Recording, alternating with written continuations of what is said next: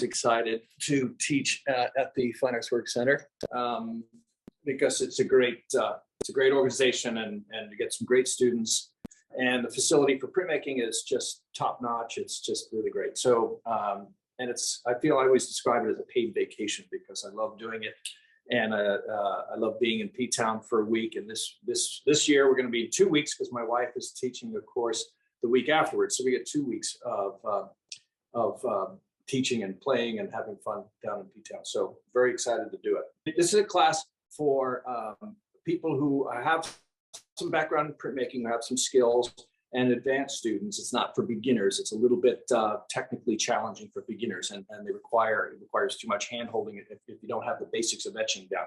In any case, I call it Jumpstart etching because it gets you really far, really fast into the etching process in a very short time. Every time I've taught this, the students have come away with at least one plate complete, ready to edition, ready to print. And that's for a 1 week session. That's pretty extraordinary. So what I have students do is to do a series of drawings on clear films. I actually have one here that I did for a test. And it's just a piece of Mylar that you can use any drawing material, but best if you use, this is actually etching ink that's been rolled out and drawn on directly onto the sheet. You let it dry, and then we expose this film directly to a copper plate that has a pre-sensitized photo emulsion on it. And the fidelity is extraordinary. We then we develop it very quickly in a solution, and then we put it in the acid, and the acid etches the image directly to the copper plate. And so you can do a one plate etching, single black and white color, etching. You can also do a color etching. We had a student last year do a 3-plate color aquatint using this technique, and it's extraordinary. So it's just a really quick way to get a complete etching plate developed in 1 week. The beauty of this technique is not only can you get almost like 75% into the image on the first day, and then you can develop it further using just traditional etching techniques with hard ground and drawing through the needle or adding aquatints and shapes. And that's just to show you from that film, I have actually a proof of the plate. This is actually the demonstration plate I did last year, and I got this done within the first hour of the workshop on Monday. So you can see, and that's really the beginnings of it, but it's pretty far. I mean, we could have developed this further. I didn't choose to do so, but I could develop it further. And within the first 2 days, it could have had a complete etching ready to print for an edition.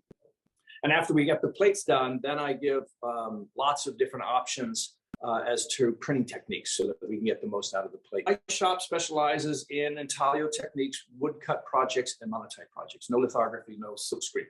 And I just find the etching process to be so much more versatile, and the final object far more interesting as a print relative to other mediums, specific, like lithography and silkscreen. I like the bite of it. I like the density of the blacks. I like the textures, incredible textures you get. I mean, you get some of that in the other techniques as well, but there's something about the impression of that plate mark in the paper and the beautiful surface of the ink that you can't beat.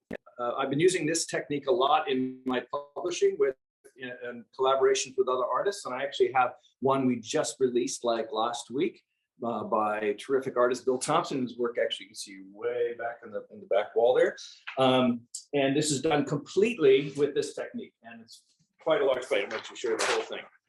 So this is called Inkwell, and even the shape, the big black shape, was actually done using a mask that the artist cut that shape, and we actually then exposed that shape to the copper plate with this the emulsion on it, and we're able then to develop it and add an aquatint to it and etch it to deep black. And then I'm not sure if you can see in the background, there's actually some text, and I don't know if you can see that in the image. But so the text actually is from a notebook by the artist's great-great-grandfather, who was a pastor, and it's his sermon notebook, and it's his handwriting. And we made clear films of his great-great-grandfather's handwriting, and then exposed that film onto another plate and etched that into it. And the fidelity is absolutely astounding. I mean, it's just like he wrote onto the print. Spectacular. So this is a two-plate etching aquatint with the background color, that ochre color, is rolled onto the second plate. an enormous roller. So, and this happened, we did the 2 plates in 2 days, and we had a completely editionable print in 2 days. Pretty cool.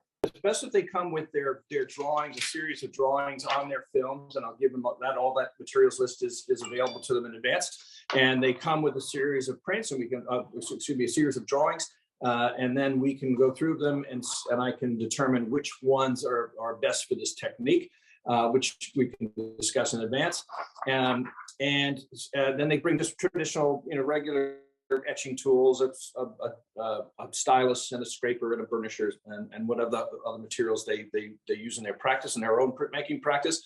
But the only thing they can't bring is the etching plates themselves, the copper plates, and I get them through my distributor.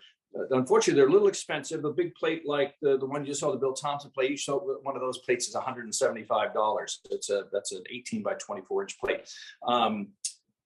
But you can cut them. Most of the students buy 1 plate, and then they cut it into 4, and they actually have 4 prints. That one person made a 3-plate color aquatint out of it, so they had 3 plates on it for 1 print. But it was a beautiful color. It was a beautiful color print in the end. So that's the only downside is the expense of the plates, but it's definitely worth it because it's just cuts out so much time and so much effort.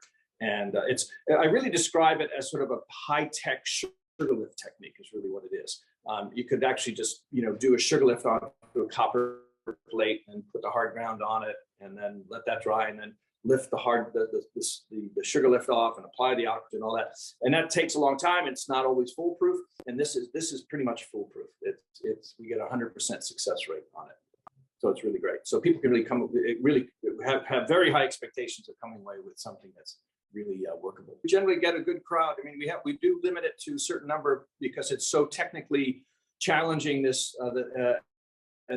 the process, requires a lot of my attention. So it's just a really great class for moderately to advanced skilled printmakers, and hopefully we can get the critical mass we need to keep the class strong. It's terrific. We had great results every year, so I'm very excited about it.